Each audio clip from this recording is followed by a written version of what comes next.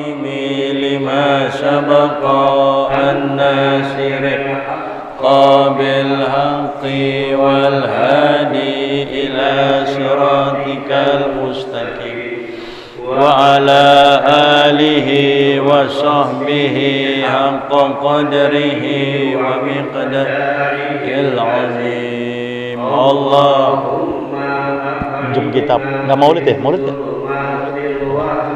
Maulid. Minggu satu lagi. Oh. علينا بمعرفة العلم وحسن أخلاقنا بالحلم لنا أبواب فضلك وانشر علينا من خزائن رحمتك يا أرحم الراحمين. Silakan dibuka kitab Ar-Risalah Al-Jami'ah, ada di halaman 12.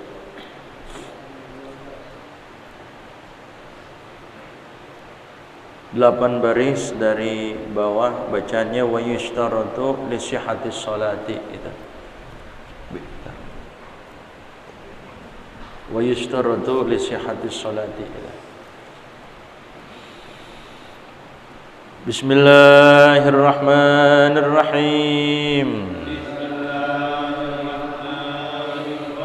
Qala radhiyallahu anhu ويشترط لصحة الصلاة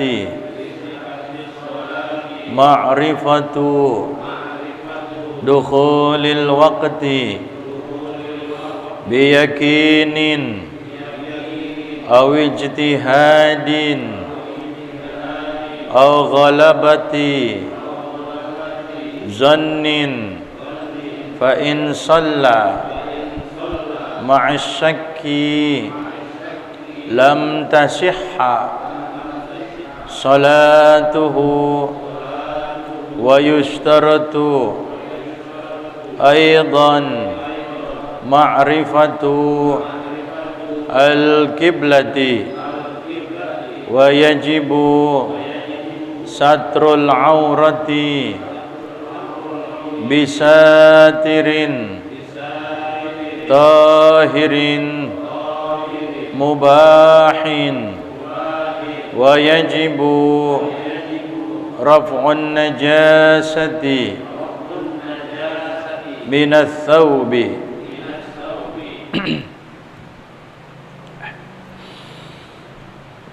بسم الله الرحمن الرحيم. الحمد لله رب العالمين والصلاة والسلام على أشرف الأنبياء والمرسلين وعلى آله وصحبه أجمعين. قال الشيخ المؤلف رحمه الله تعالى وأدم النفع به وببركة علومه وبكم في الدارين آمين. رضي الله عنكم. ويشترط لصحة الصلاة معرفة دخول الوقت بيقين أو اجتهاد أو غلبة ظن فإن صلى مع الشك lam tasihha salatuhu. Wa yushtaratu li sihhati sholati, dan disyaratkan untuk sahnya salat kita. Jadi kita masuk kepada pembahasan syarat sah salat. Jadi kita biar mengerti dan biar kita tahu ilmu tentang salat, Karena kita orang yang dikhitab oleh Allah Subhanahu wa taala, yang kita berkewajiban untuk melaksanakan ibadah salat. Tentunya kita harus paham dan mengerti apa saja yang dapat membuat sah ibadah salat kita, bagaimana kaifiatnya, dan juga apa saja yang dapat bisa membatalkan salat kita. Nah, di sini kita memasuki pembahasan mengenai syarat sah salat. Jadi kita ini enggak sembarang asal sholat. Bukan sekedar kita hanya mengerjakan, sekedar kita berdiri, sujud, ruku, namun kita tahu persyaratan-persyaratannya apa saja yang harus kita lakukan sebelum kita mengerjakan sholat. Jangan sampai ada persyaratan yang tidak kita lengkapi. Ya. Tentunya kalau persyaratannya saja sudah tidak lengkap, pasti salat yang kita lakukan, sekalipun puluhan rakaat, sekalipun ratusan rakaat, tentunya tidak akan diterima oleh Allah Subhanahu wa taala. Sama seperti kayak kita ingin melamar kerjaan. Kita pengen ngelamar kerjaan, masuk ke sebuah perusahaan, tentunya di situ ada persyaratan-persyaratan yang harus kita lakukan. Ada syarat-syarat yang harus kita lengkapi. Kalau kurang persyaratannya, kira-kira diterima apa enggak kita kerja di situ? Enggak diterima. Nah, itu urusan dunia.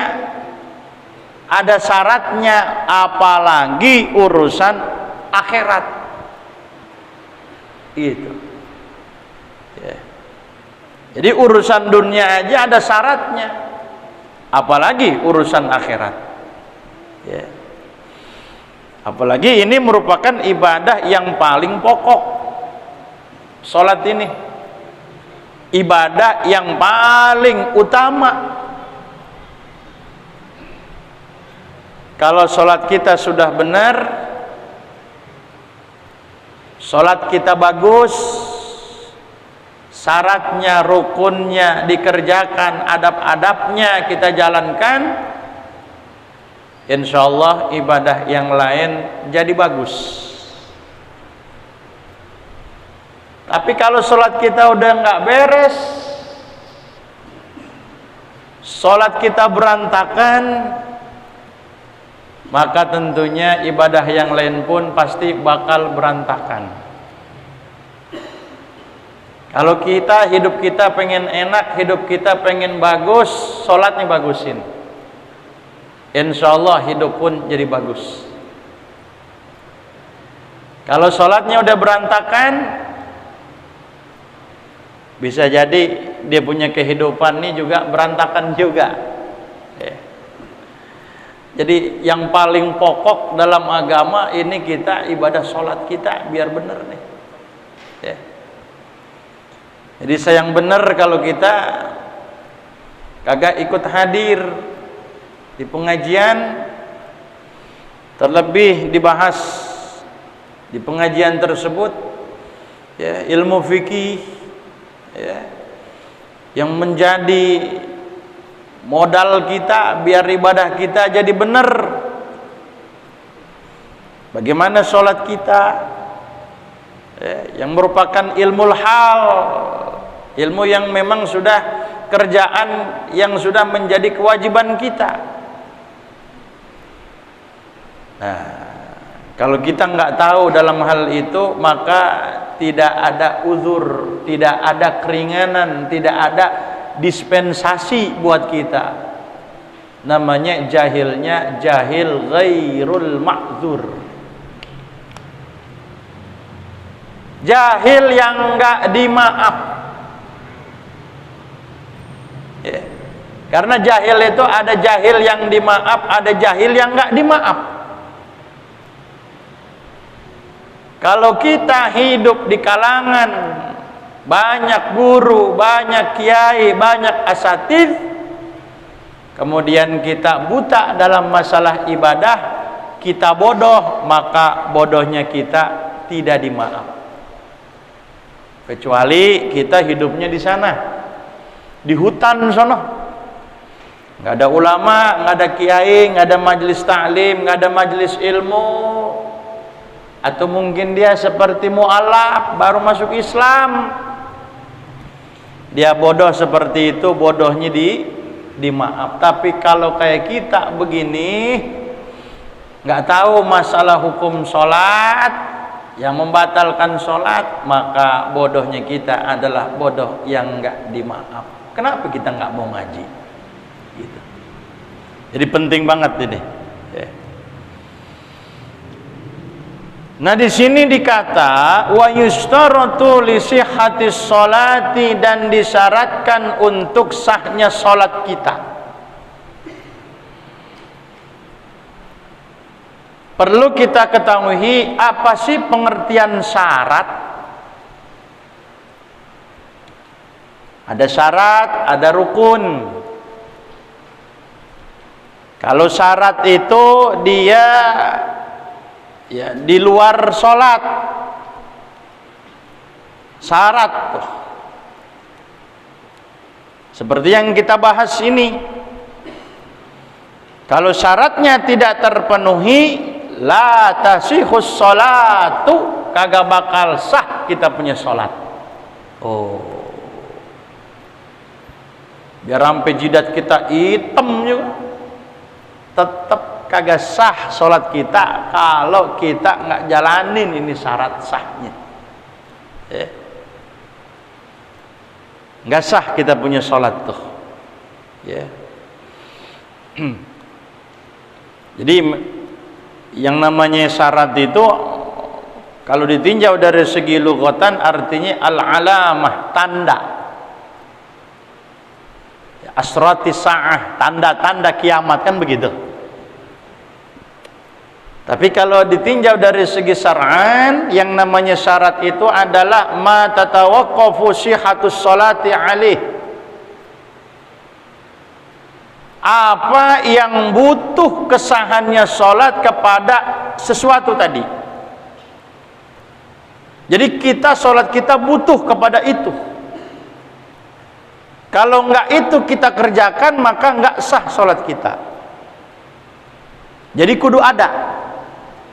Tapi syarat ini walaisa juz'an minha, bukan bagian dari sholat, di luar sholat. Lain kalau rukun, seperti kita berdiri baca Fatihah, ruku, sujud, kan itu apa? Rukun ya. Ada rukun fi'li, ada rukun qauli. Tapi kalau syarat bukan bagian sholat. Tapi kendati pun demikian, meskipun dia bukan bagian sholat, kalau ini nggak kita jalanin, jangan harap sholat kita bisa sah. Jangan harap sholat kita bisa sah. Apa itu yang pertama syarat daripada sahnya sholat kita? Ma'rifatu dukhulil waqti. Kita harus mengetahui masuknya waktu. Kudu tahu kita nih udah masuk waktu apa belum?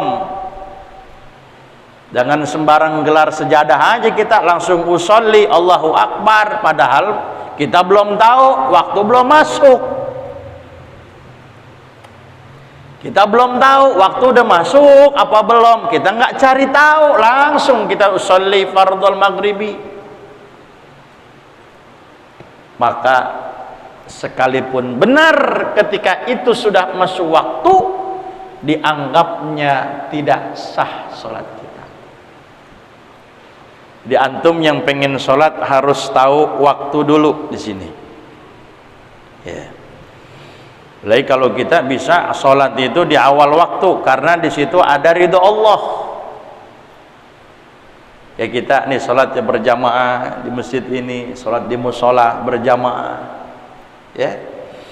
Ataupun yang sholat di rumah dia berjamaah di awal waktu pokoknya. Nah itu di situ kalau kita sholat di awal waktu, di situ ada ridho Allah. Allah senang sama kita. Allah redho sama kita kalau kita ngerjain sholat di awal waktu. Tapi bagaimana kalau ada orang yang sholatnya di akhir waktu? Masih di waktu tapi di akhir. Kalau kita sholatnya di akhir waktu, akhirul waktu afwullah, di akhir waktu itu dapat maafnya Allah. Kata Allah Ta'ala, ya udah dah gua maafin, yang penting lo sholat. Cuman diambekin dulu sama Allah gitu. Kalau ada istilah kata-kata maaf, berarti tadi sebelumnya kita ngelakuin kesalahan enggak? Iya. Diambekin dulu sama Allah. Allah marah, Allah nggak seneng. Tapi Allah Ta'ala maafin itu semua, ya. Nah, cuman kata Allah besok-besok jangan begitu lagi gitu, ya. Nah, jadi syaratnya di sini adalah ma'rifatu dukhulil waqti, masuk waktu terlebih dahulu. Kita kenal, kita tahu bahwa waktu di situ sudah masuk, ya. Cari tahu dulu kita. Jadi jangan sampai main sholat-sholat aja. Seperti ada umpamanya orang bangun tidur. Orang bangun tidur, habis bangun tidur kemudian dia langsung wudhu. Kagak cari tahu nih waktu udah masuk apa belum. Atau mungkin dia bisa lihat jam tapi kagak dilihat sama dia. Atau mungkin dia tanya-tanya dulu tapi dia nggak nanya. Kagak cari tahu, umpamanya bangun tidur langsung ke WC, langsung wudhu, langsung ngerjain sholat, usolli Allahu Akbar. Kelar sholatnya, pas udah kelar ternyata baru kedengaran azan. Baru kedengaran apa? Kedengaran azan di situ. Lah, baru azan ini. Saya udah kelar sholat. Kira-kira bagaimana? Sholat lagi jangan. Maka tetap sholat yang sudah dilakukan tadi kagak sah. Kenapa? Karena belum masuk apa? Belum masuk waktu di situ. Ya. Jadi kita mau nggak mau kudu cari tahu dulu di situ. Ya. Nah kalau begitu bagaimana? Berarti sholat yang tadi gimana itu? Ya.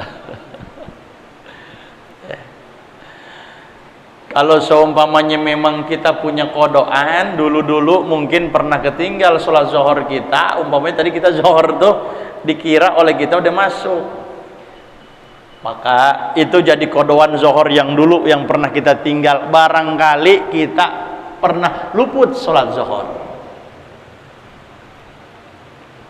tapi andai kata kita kagak punya kodokan, emang kita rajin gitu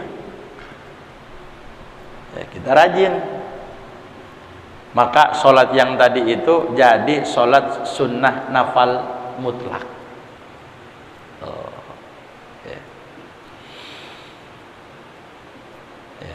Jadi kudu tahu dulu gitu waktu gitu. Dengan apa? Biyakinin, dengan yakin. 100% dia yakin bahwa waktu sholat udah masuk. Kata-katanya biyakinin. Jadi ada syak, ada yakin, ada zon. Ada syak, ada yakin, ada zon. Kalau yakin 100%, kalau zon kira-kira berapa? 75%-an. Kalau syak 50-50, 50-50. Ya. Kalau zon tuh sangka kuat, tapi kalau yakin 100%. Kalau syak ada keraguan gitu. Syak 50-50 di situ. Ya. Ya. Nah, jadi dengan cara yakin. Ya. Nah, cuman sekarang kita enaknya di kampung kita ini, alhamdulillah ada yang azan, nih kan? Kita jadi tahu nggak tuh? Jadi tahu. Coba kalau misalkan ada larangan tidak boleh ada suara kumandang azan sampai keluar kalau mau di dalam masjid aja. Kira-kira orang yang di luaran sana pada tahu apa enggak? Nggak tahu. Apalagi ketika bulan apa? Puasa. Kita pengen buka, ya Allah, TV kagak ada. Tentunya kita cari taunya dengan azan itu, suara speaker masjid, musola. Dari situ kita bisa tahu. Ngebantu banget gak tuh kira-kira? Ngebantu. Tapi kadang-kadang awas, menjelang maghrib belum azan udah beduk, ternyata itu iklan tuh. Ternyata apa? Iklan. Belum masuk waktu azan tuh iklan duk. Nah kita memang dari tadi udah nungguin aja, makanan udah kita siapin di depan itu, kita minum aja, alhamdulillah. Ternyata apa? Iklan. Hati-hati dosa tuh. Kalau begitu sah gak puasanya tuh? Wajib dibayar, wajib diqadha.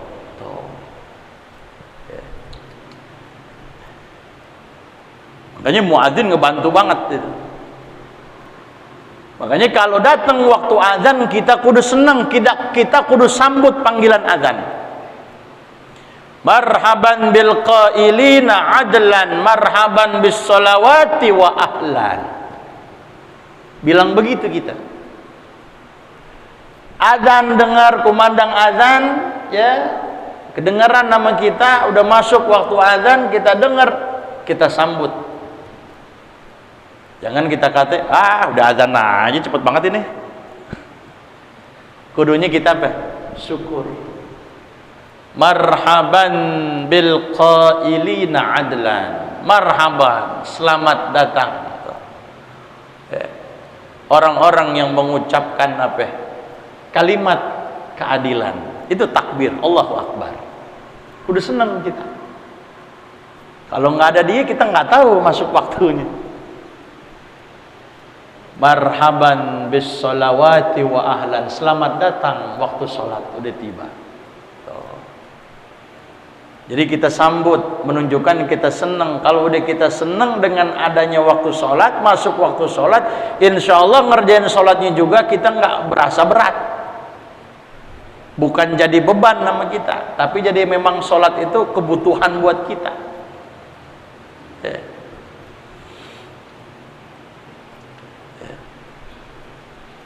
Makanya itu taufik dari Allah. Ada orang fitness kuat, angkat barbel kuat, beban berat gitu, kuat dibawa berapa puluh kilo. Kira-kira sholat pasti kuat nggak? Belum tentu. Padahal cuma sholat 2 rakaat doang, beratnya minta ampun. Tapi giliran bawa beban berat di jalan dari ujung sana ke ujung sono, kuat dia.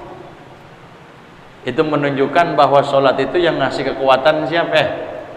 Taufik dari Allah.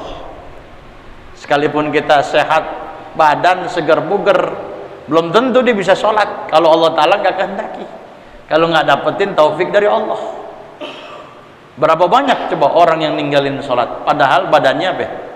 Sehat, ya kan? Oh. Jadi kudu yakin pertama. Yakinnya dengan apa? Ada di dalam kita baca bi an alimahu bi nafsihi bil musyahadati. Yeah. Dengan jalan bahwasanya dia dapat mengetahuinya sendiri bil musyahadah, dengan menyaksikan langsung. Yeah. Tapi sekarang enak, biasanya di kalender tertulis, ya kan? Sekian nih sekarang bulan sekian, bulan Oktober, maghribnya masuk sekian, subuhnya masuk sekian, isanya masuk sekian, udah ada di situ hitungan itu. Enak kita. Bisa jadi dengan cara seperti itu. Kita lihat kalender, di situ ada hitung-hitungannya sama ulama ahli falak. Atau seumpamanya kita mendengar apa, bisa ma'i muadzin di situ, ya. Au bi ikhbari thiqati an muayyana, atau memang dengan cara apa, kita dikasih tahu sama orang yang terpercaya, bisa dipercaya. Kita tanya sekiranya itu orang bisa dipercaya. Jangan kita nanya sama orang tukang bohong, ntar kita bisa jadi dikibulin, udah masuk padahal belum masuk. Kira-kira bang udah masuk belum waktu nih? Oh udah. Udah, kita tahu dia orang soleh, orang bener umpamanya, taat ibadah. Kita tanya dia, nah kata dia tuh orang yang terpercaya udah masuk. Udah, boleh kita langsung sholat. Atau seumpamanya kita au bisama'i muadzin arifin fi sahwin, atau kita dengar si muadzin di situ. Seperti apa? Dengar muadzin pakai speaker, kita bisa dengar begitu. Sekarang canggih, pakai jam digital. Sampai HP kita bisa diatur tuh. Waktu sholat sudah tiba pukul sekian, ntar HP kita bunyi tuh, ya. Ada juga kan aplikasinya tuh. Itu juga sama. Sekarang dengar kita tuh, kita pasang tuh aplikasinya ada, kemudian diatur, nanti ketahuan deh. Nanti kalau pas masuk waktu sholat, dia bakal ada suara azan di situ. Ya. Nah, itu dengan cara seperti itu. Awijtihadin, atau dengan cara seumpamanya kita ijtihad. Yang tadi dengan cara kita yakin, au li ahadi syai'in, atau ijtihadin, kita ijtihad. Seperti apa? Ai bi an kana mustanidan ila alamatin, dengan jalan seperti kita bersandar kepada satu tanda. Seperti apa? Kasauti dikin mujarrobin, seperti kita dengar suara kokokan ayam jantan yang memang ayam itu sudah terlatih. Ini ayam, kita punya ayam udah terlatih nih. Kalau waktu sholat pasti dia bunyi tuh. Nah, boleh gak kita bersandar itu? Boleh. Itu juga sama, kita ijtihad namanya. Kita punya ayam, kita punya binatang, kalau emang udah masuk waktu biasanya dia suka bunyi, berkokok itu ayam kita. Bisa jadikan itu jadi sandaran kita. Oh, udah masuk waktu sholat. Gitu. au khiyatatin, atau seumpamanya ngejahit. Ya, kita suka ngejahit, kerjaan kita ngejahit. Nah, ini biasanya saya kalau ngejahit ini, ya, kalau dapat berapa puluh, ini umpamanya dapat 100 potong, ini biasanya udah masuk waktu maghrib nih. Nah, itu bisa kita jadikan apa? Sandaran juga. Ini biasanya saya kalau kelar ngejahit dapat 100 potong dari jam sekian, pas 100 potong itu biasanya udah masuk waktu apa? Maghrib. Nah, itu pun sama, bisa kita jadikan acuan juga di situ. Khiyatoh kita, ngejahit kita, atau umpamanya ada sina'ah, satu pekerjaan yang lainnya gitu. Atau wiridan, wirdin, atau wiridan. Ini biasanya saya kalau wirid jam sekian, sampai sekian ini udah masuk waktu sholat. Nah, kan kita punya wiridan tuh. Wiridan antum baca apaan? Baca selawat berapa ratus kali, berapa ribu kali. Nah, biasanya kalau segini nih, nah ini udah masuk waktu sholat nih, maka itu juga sama, bisa kita jadikan apa? Acuan juga gitu ya. Yang memang di situ sudah menjadi adat kita, kebiasaan kita di situ ya. Oh, ghalabati zannin, ya, atau memang sangkaan kuat, dengan sebab sangkaan kuat. Sangkaan kuat kita itu memang sudah masuk waktu. Jadi zon, kalau zon itu kira-kira 75%, kalau yakin 100%, kalau sak itu 50-50 ya. Nah, ada sangkaan kuat kita di situ, prasangka kuat gitu ya. Nah, kalau kita nggak begitu, kita masuk langsung umpamanya kita sholat ya, meskipun 2 menit lagi umpamanya kurang, atau 2 menit lagi bakal azan, tapi kita sebelumnya udah ngerjain sholat, sekalipun 2 menit lagi, kalau memang belum masuk waktu sah tuh ya. Itu ibadah tuh.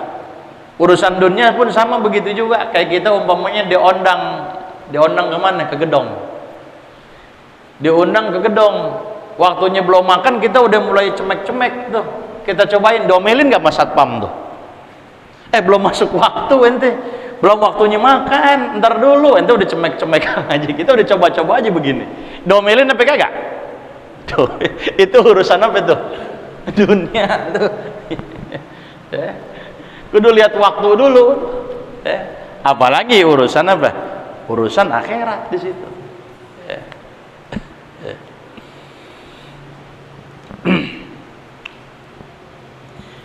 Fa in shalla ma'asyaki, maka jikalau dia sholat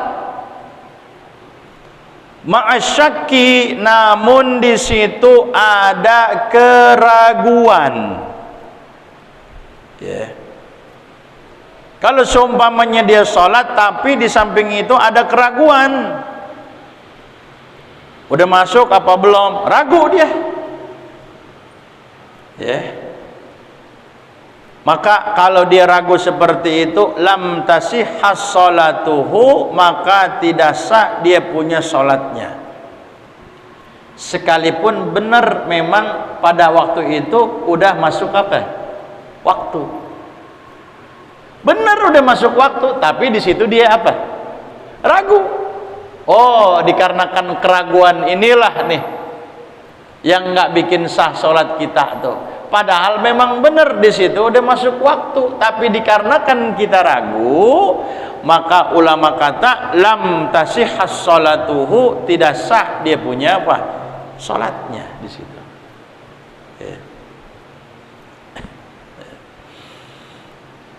Tuh.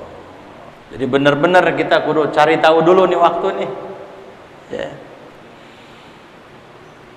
Jadi nggak boleh kita langsung sembarangan aja ya, sembrono gitu, kita nggak istihad dulu, nggak cari tahu dulu kayak gitu Ya. Nah, kalau seumpamanya kita udah sholat, sebelum sholat kita ijtihad. Sebelum sholat kita apa? Ijtihad, cari tahu dulu. Ternyata setelah kita sholat, ternyata itu tadi kita sholat di luar waktu. Gimana tuh kira-kira? Kharijal wakti. Ternyata udah apa? Udah keluar waktunya. Udah habis waktunya. Ya. Atau seumpamanya dia tadi istihad ternyata ya belum masuk waktu. Nah gimana itu kalau begitu? Kita tadi pengen sholat cuman kita istihad dulu, cari tahu dulu kita. Ternyata sholat yang udah kita kerjakan dengan kita tadi istihad ternyata di luar waktu. Waktunya artinya waktunya udah keluar gitu. Udah habis. Bukan lagi zuhur, udah masuk waktu apa? Asar. Bagaimana kita sholat lagi apa enggak?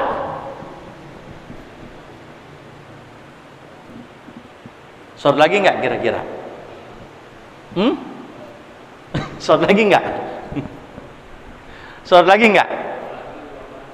Hah? Kita tadi zuhur. Udah cari tahu sih kita. Istihad kita. Ternyata istihad kita itu ternyata zuhur udah apa? Udah lewat. Berarti tadi kita sholat di luar apa? Waktu. Berarti kita tadi sholat zuhur di waktu apa? Asar. Nah ini gimana sholat kita? Diulang lagi enggak? Hah? Nah ini dia, kita pentingin ngaji begini. Cukup tidak usah sholat lagi, berarti yang tadi kita sholat zuhur di waktu asar itu jadi kodoan kita. Jadi kodoan apa? Sholat zuhur yang kita kelewat waktu. Udah nggak sholat lagi. Jadi yang tadi zuhur tadi buat menutupin waktu apa? Zuhur. Paham ini kira-kira? Jadi kita nggak sholat lagi. Kenapa? Yang tadi di luar waktu itu sudah menjadi kodoan karena kita kalau sholat di luar waktu namanya sholat kodoan, bukan sholat apa? Adaan. Paham nih kira-kira? Ya. Jadi tadi kita sholat zuhur, cari tahu dulu waktu. Ternyata pas kita cari tahu waktu, ini zuhur nih, sholat nih. Ternyata bukan waktu zuhur, itu waktu apa? Asar. Nah kita udah sholat selesai, maka bagaimana? Ada yang ngasih tahu kita, Pak tadi sholat apaan? Sholat zuhur. Udah asar Pak, gitu. Ada yang bilang udah asar Pak. Lah gimana? Udah, yang tadi sholat kita zuhur di luar asar, di luar zuhur, di luar waktu, maka tadi buat kodo sholat zuhur tadi. Begitu. Ada lagi masalah nih, satu lagi. Pengen sholat zuhur kita, istihad dulu kita, cari tahu dulu kita, udah masuk apa belum waktu. Ijtihad kita, yakin, udah masuk waktu, kita istihad. Ternyata pas kita salam-salam, baru ada yang bilang, Pak sholat apaan? Sholat zuhur. Belum waktunya Pak, belum masuk waktu zuhur. Kok Bapak udah sholat? Ya kira saya udah waktu masuk. Gimana itu?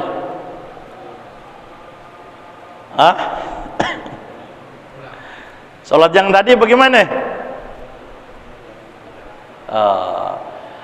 Maka sholat yang tadi itu kalau memang dia belum keluar waktu, maksudnya belum masuk waktu, maka bisa jadi dia jadi kodoan. Artinya kodoan apa? kodoan sholat-sholat yang dulu mungkin kita pernah tertinggal sholat zuhur. Jadi zuhur yang kita kerjakan padahal belum masuk waktu buat nutupin zuhur yang dulu mungkin yang pernah kita tinggalin, buat kodo dulu. Atau kalau memang kita nggak punya kodoan, emang kita orang rapi, rajin ibadah, nggak ada kodoan, nggak ada sholat yang kelewat, maka zuhur yang tadi ulama kata waqa'at nafilatan mutlaqatan, maka jadi sholat nafal mutlak, dapat juga pahala, dapat pahala sunnah. Itu seperti itu. Nah, ini satu persyaratan ya. Insyaallah minggu depan kita lanjutkan wa yustaratu aidan ma'rifatul qiblati. Wallahu a'lam. Rabbi zidni ilman warzuqni fahman. Amin. Insyaallah paham semua ini ya. Ya, paham semua ya. Udah. Al-Fatihah. Bismillahirrahmanirrahim. Alhamdulillahirabbil alamin arrahmanir rahim maliki yaumiddin. Iyyaka na'budu wa iyyaka nasta'in. Ihdinas siratal mustaqim. Siratal ladzina an'amta 'alaihim ghairil maghdubi 'alaihim waladdallin. Amin. Bismillahirrahmanirrahim. Ya Rabbana ta'rafna bi annana اعترفنا وأننا أسرفنا على اللظى فتب علينا توبة تغسل كل هوبة واستر لنا العورات الروعات واغفر لوالدينا ربي ومولودينا والأهل وسائر الخلان وكل ذي محبة أو جيرة أو صحبة والمسلمين أجمعين ربي فضلا dan manala biktisabin minna bil mustafa rasulin adha bi kulli salla wa sallam rabbi alaihi adal habbi wa sahbi idadata sahbi walhamdulillahi fil badi wa tanah.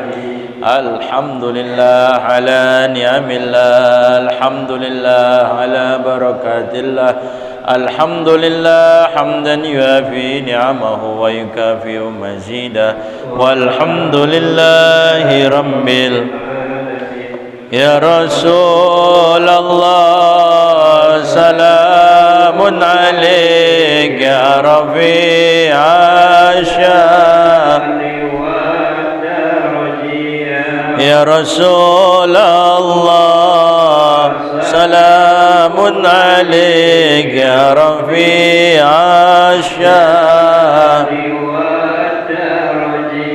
ya Rasulullah salamun alaik ya Rafi asyani wa daraji. Allahumma salli wa sallim wa barik alaihi wa ala alihi. Assalamualaikum warahmatullahi